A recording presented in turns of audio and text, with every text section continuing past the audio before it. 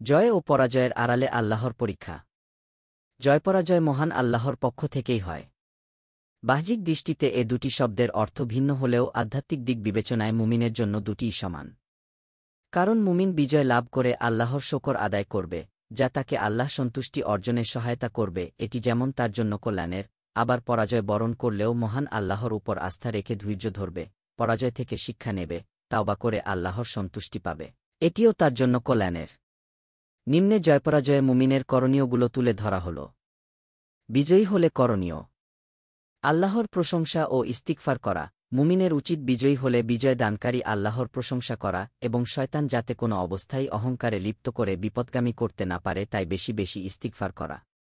পবিত্র কোরআনে মহান আল্লাহ বলেছেন, যখন আল্লাহর সাহায্য ও বিজয় আসবে, আর দলে দলে মানুষকে আল্লাহর দ্বীনে প্রবেশ করতে দেখবে, তখন মহান প্রতিপালকের পবিত্রতা ও মহিমা ঘোষণা করো এবং তার সমীপে ক্ষমা প্রার্থনা করো, তিনিই সর্বাপেক্ষা তাওবা কবুলকারী। সূরা নাসর আয়াত 1-3। শকর আদায়। বিজয়ে আল্লাহর শকর করা উচিত, তাহলে আল্লাহর দয়ায় সেই বিজয় কল্যাণকর হবে, আল্লাহর সাহায্য সঙ্গী হবে। পবিত্র কোরআনে মহান আল্লাহ বলেছেন, যদি তোমরা শুকরিয়া আদায় করো আমি অবশ্যই তোমাদের বাড়িয়ে দেব, আর যদি অকৃতজ্ঞ হও নিশ্চয়ই আমার আযাব অত্যন্ত কঠিন। সূরা ইব্রাহিম আয়াত 7। অহংকার ত্যাগ করা। বিজয় আল্লাহর অনুগ্রহ, এ নিয়ে বড়াই করা থেকে বিরত থাকা উচিত, কারণ মহান আল্লাহ অহংকারীদের ভালোবাসেন না। রাসূল সাল্লাল্লাহু আলাইহি ওয়াসাল্লাম বলেছেন, যার অন্তরে অনুপরিমাণ অহংকার থাকবে সে জান্নাতে যেতে পারবে না। তিরমিজি হাদিস 1999। পক্ষপাতমূলক আচরণ না করা। রাসূলুল্লাহ সাল্লাল্লাহু আলাইহি ওয়াসাল্লাম বলেন, যে ব্যক্তি মুসলমানদের কোনো বিষয়ে দায়িত্বপ্রাপ্ত হল, অতঃপর তাদের উপর কাউকে পক্ষপাতমূলকভাবে নিয়োগ দেয়, তার প্রতি আল্লাহর অভিশাপ। আল্লাহ তার থেকে কোনো দান ও ন্যায়বিচার গ্রহণ করবেন না এবং তাকে জাহান্নামে প্রবেশ করাবেন। আত-তারগিব ওয়াত তারহিব 3193। পরাজিত দলের করণীয়: ধৈর্য ধরা। কেউ যদি পরাজিত হয়েও ধৈর্য ধরে মহান আল্লাহর সিদ্ধান্তের উপর খুশি থাকতে পারে, তাহলে এই পরাজয়ও তার জন্য কল্যাণের হয়ে যায়। পবিত্র কোরআনে মহান আল্লাহ বলেছেন, আর তোমরা আল্লাহ ও তার রাসূলের আনুগত্য করো এবং পরস্পর ঝগড়া করো না, তাহলে তোমরা সাহসাহারা হয়ে যাবে এবং তোমাদের শক্তি নিঃশেষ হয়ে যাবে। আর তোমরা ধৈর্য ধরো, নিশ্চয়ই আল্লাহ ধৈর্যশীলদের সঙ্গে আছেন।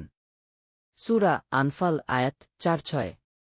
হতাশ না হওয়া। সাময়িক পরাজয়ে হতাশ হওয়া যাবে না, কারণ আল্লাহ মুমিনের সঙ্গে আছেন, তিনি অবশ্যই তার বান্দাদের বিজয়ী করবেন।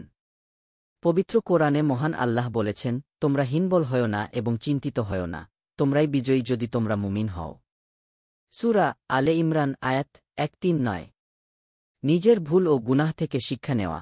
সাধারণত মানুষের ভুল ও গুনাহের কারণে কখনো কখনো তাদের জীবনে দুঃখ দুর্দশা ও পরাজয় নেমে আসে।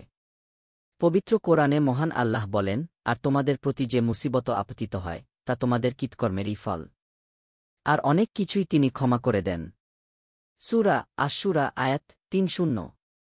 তাই মুমিনের উচিত পরাজয়ে সেই ভুলগুলো চিহ্নিত করে তা শুধরে নেওয়া, গুনাহ থেকে বিরত হওয়া, তাওবা করা। যেহেতু কখনো কখনো খারাপ সময় গুনাহের কারণে আসে, তাই বুদ্ধিমানের কাজ হল খারাপ সময়ে বেশি বেশি ইস্তিগফার করা, তাওবা করা।